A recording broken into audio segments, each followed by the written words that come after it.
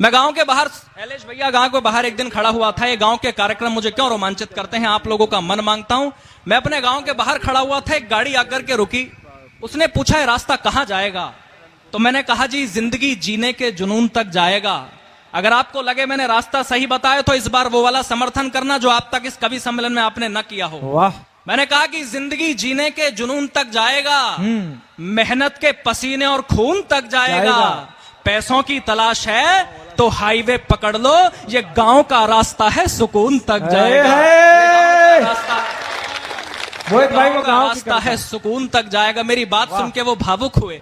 मैंने कहा आप क्यों भावुक हुए, तो उन्होंने कहा कि आंगन में लगे हुए पेड़ की छांव को छोड़ा है। हाँ। सुदेश भाई आपको सौंप रहा हूं ये 4 पंक्तियां कि आंगन में लगे हुए पेड़ की छांव को छोड़ा है, जिनके नीचे जन्नत थी उन पांव को छोड़ा है। और जीते जी मरने का मतलब उस व्यक्ति से पूछो जिसने मजबूरी में अपने गांव को छोड़ा है, जिसने मजबूरी में अपने गांव को छोड़ा है। मैंने 4 पंक्तियां उस दिन लिखी और हर शासन के सामने, हर नेता के, हर प्रशासन के सामने पढ़ने का प्रयास किया। और मैंने कहा कि देश धर्म पर मिटने का परिवेश नहीं बच पाएगा, देश धर्म पर मिटने का परिवेश नहीं बच पाएगा। प्यार मोहब्बत जैसा कुछ भी शेष नहीं बच पाएगा। अगर मन करे तो मेरी हिम्मत के साथ होना, पूरी हिम्मत के साथ देश में पढ़ने का प्रयास करूंगा। हाँ। कि देश धर्म पर मिटने का परिवेश नहीं बच पाएगा, प्यार मोहब्बत जैसा कुछ भी शेष नहीं बच पाएगा। खूब सजाओ स्मार्ट सिटी, लेकिन इतना ध्यान रहे गांव नहीं बच पाए तो फिर देश नहीं बच पाएगा। प्यारे वाह। गांव नहीं बच पाए तो फिर देश नहीं बच पाएगा। और तब मैंने ये लिखा अपनी कविता में कि शहर बेहद जरूरी हैं, हाँ। मगर गांव का क्या होगा। शहर बेहद जरूरी है मगर गांव का क्या होगा। इमारत बन गई पर पेड़ की छांव का क्या होगा। शहर दौलत तो देता है मगर बरकत नहीं देता। शहर शोहरत तो देता है मगर इज्जत नहीं देता। शहर माला तो देता है मगर जपने नहीं देता। हाँ। शहर माला तो देता है मगर जपने नहीं देता। शहर सपने तो देता है मगर अपने नहीं देता। शहर सपने तो देता है मगर अपने नहीं देता। शहर अभिमान देता है, जो हाथ ना खुले वो आपको दावत देता हूं, आपको न्योता देता हूं अगली पंक्तियों पर। शहर अभिमान देता है, गांव वरदान देता है। शहर अभिमान देता है, गांव वरदान देता है। शहर बस ज्ञान देता है, गांव बलिदान देता है। शहर बस ज्ञान, वाह क्या मुक्तक है भाई, शहर बस ज्ञान देता है, गांव बलिदान देता है। शहर दुत्कार देता है, गांव सत्कार देता है। शहर दुत्कार देता है, शहर दुत्कार देता है, गांव सत्कार देता है। शहर बस कार देता है, गांव संस्कार देता है। शहर बस कार देता है, गांव संस्कार देता है। तो मोह माया के मद में झूलने वालों जरा सुन लो, ये मोह माया के मद में झूलने वालों जरा सुन लो। शहर जाकर गांव को भूलने वालों जरा सुन लो। एक बेटा आपके गांव से निकला, शहर गया, धन कमाया, वैभव कमाया, यश कमाया। उसके बाद भी अगर कोई कार्यक्रम करना था तो सुदेश चौहान ने गांव में आकर के किया। एक बार पूरा गांव जोरदार तालियां सुदेश भाई। मैं चाहता हूं एक बार आप अपने स्थान से खड़े हो जाएं और मैं चाहता हूं कि आप सभी लोग इस बात पर तालियां बजाएं कि उन्हें कोई कार्यक्रम करना था तो गांव में आकर। बहुत बढ़िया भाई सुदेश भैया।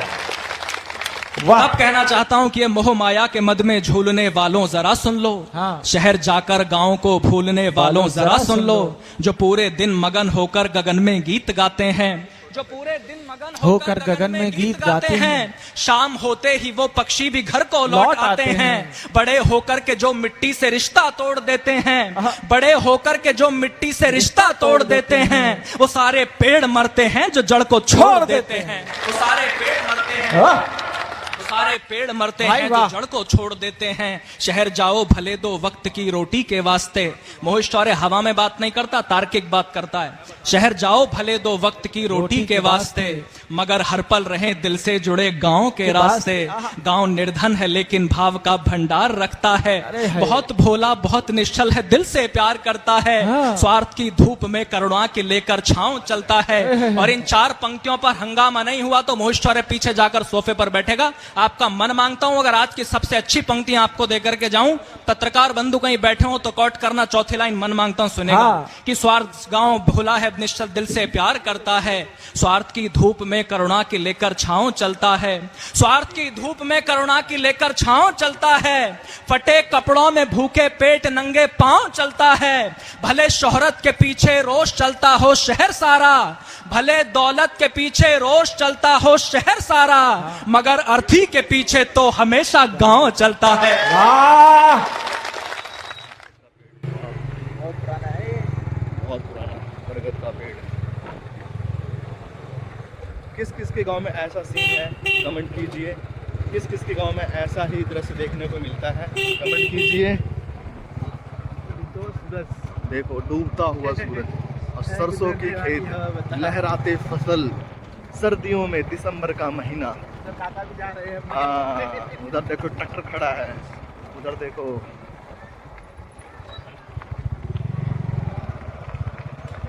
क्या बात है, ट्रैक्टर खड़ा है।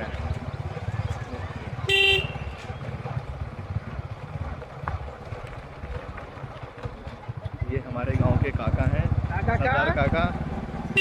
हाँ काका, माल पानी ले काका। अरे ओ भाई पहचाने हो जैसे। अच्छा चलो भाई रुका भाई रुका। आज काका कहाँ व्यस्त हैं समझ ना पाए हम।